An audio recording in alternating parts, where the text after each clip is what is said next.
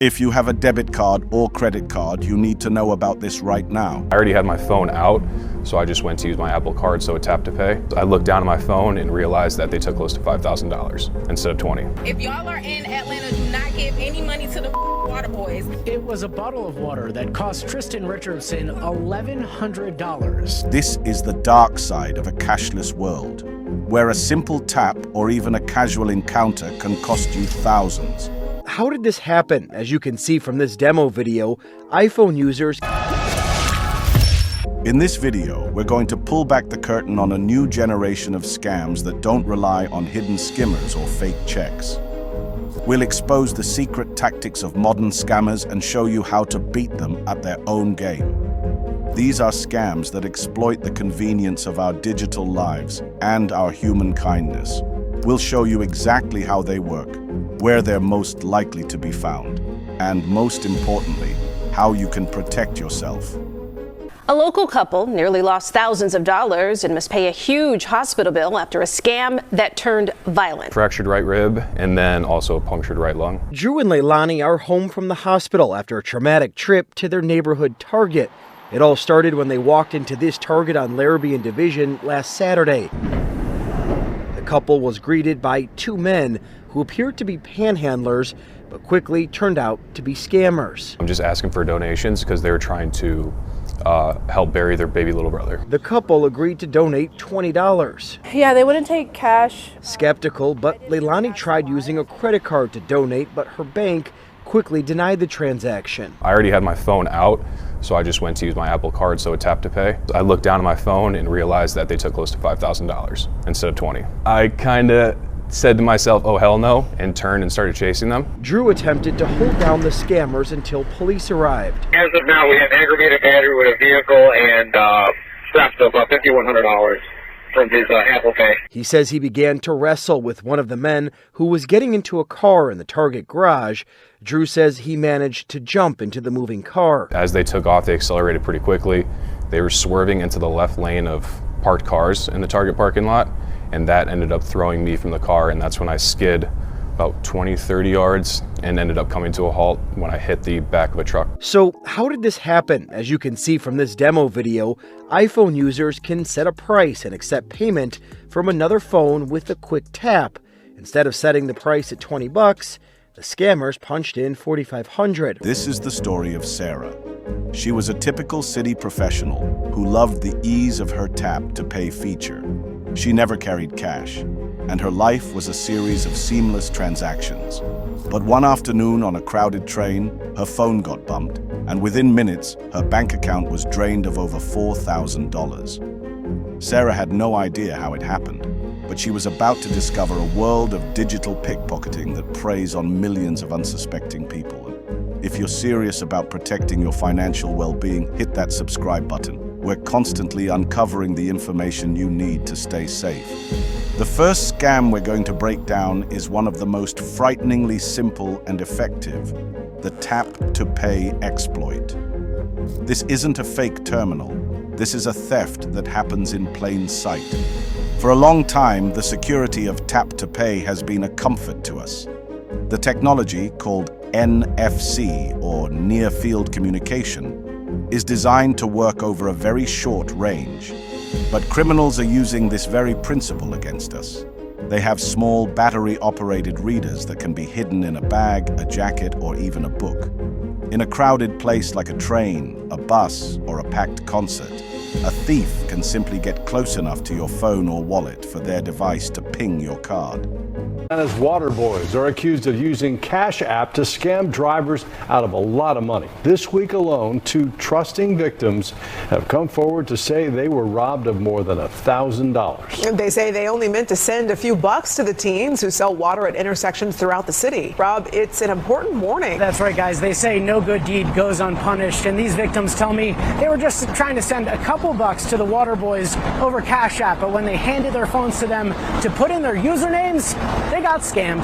If y'all are in Atlanta, do not give any money to the water boys. It was a bottle of water that cost Tristan Richardson $1,100. She encountered Atlanta's infamous water boys off the downtown connector in Midtown earlier this week.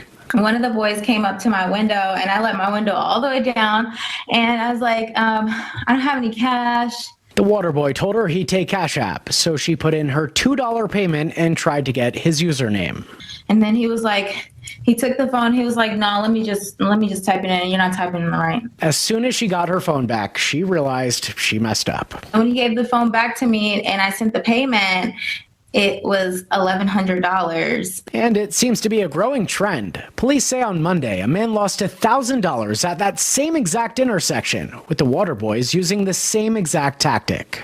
Last week, we told you about a woman who says she lost $800 on a QR code provided by a group of water boys off I-20 and Joseph E. Lowry. This is exactly what happened to Sarah on that train. Her card, in her wallet, in her purse, was still vulnerable. And if they can get your card number, they can often make small purchases that go unnoticed for days. The next tactic is even more sinister because it preys on your generosity and empathy. It's a scam we've seen on the rise, the water bottle scam. Imagine this: you're walking down a busy street and a person comes up to you, asking for help to open a water bottle. They seem distressed, maybe even a little helpless. You reach out to assist them. It's an easy, kind thing to do. But in that moment, when your hands are occupied, they're not looking at your bottle. They're looking for your wallet, your phone, anything they can quickly grab. They use your goodwill as a distraction to execute a lightning-fast theft. But here's where it gets wild. The criminals are getting incredibly creative. Wait until you hear about the secret tactics they use to disorient you before they even touch you. These aren't just one-off incidents. They are part of a larger, coordinated effort by professional criminal networks. They target tourists and busy commuters, counting on the fact that you're distracted and in a rush. The tap-to-pay scam is often followed up by quick, small purchases, the kind you might not even notice on a long list of transactions. They may buy a gift card or something else that's easy to resell. They get you with a small tap, and then use your details to make bigger purchases elsewhere. The goal is to get in, get the data, and get out before you even realize you've been a victim. So, with these new scams becoming so sophisticated, how can you possibly protect yourself? There are actually several key things you can do.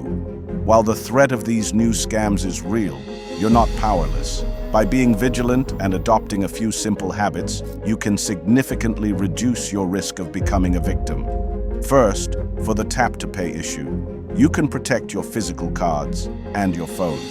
You can buy a special RFID blocking wallet or sleeve, or you can simply put your card in a different part of your wallet or bag where it's less likely to be accessible to a nearby device. For the water bottle scam and similar distraction tactics, the rule is simple. Be aware of your surroundings. If someone approaches you with an odd request, be cautious. It's okay to say no and keep walking. Your safety and financial security are more important than being polite. Don't let your natural kindness be used as a weapon against you. In Sarah's case, had she used an RFID blocking wallet or had her phone set to require a fingerprint for every tap, she could have prevented the theft from ever happening. But wait until you hear about the secret policy no one talks about that can offer another layer of protection. Many people don't realize that their banks and credit card companies have a zero liability policy for fraudulent charges. This means that if your card is used without your permission, you are not held responsible for the charges provided you report them promptly. This is what ultimately saved Sarah. When she finally saw the fraudulent charges, she called her bank immediately. She was able to explain the situation, and because of this policy, her money was restored. This is a crucial point. Even if a criminal gets your information, you are not automatically out of luck. The key is swift and decisive action. So, while vigilance is your first line of defense, knowing that these zero liability policies exist can provide an extra layer of security and peace of mind. It's a powerful tool in your financial arsenal, but it only works if you're proactive. The technology used in these scams is constantly evolving, becoming more sophisticated and harder to detect. This means we all need to stay informed and adapt our security habits accordingly. From the emergence of tap-to-pay exploits to the subtle art of the distraction scam, the criminals are always innovating. This is why we see local news stations on the front lines, reporting on these new threats as they emerge. Their work, along with the efforts of banks and individuals like you, is what keeps these criminals from winning.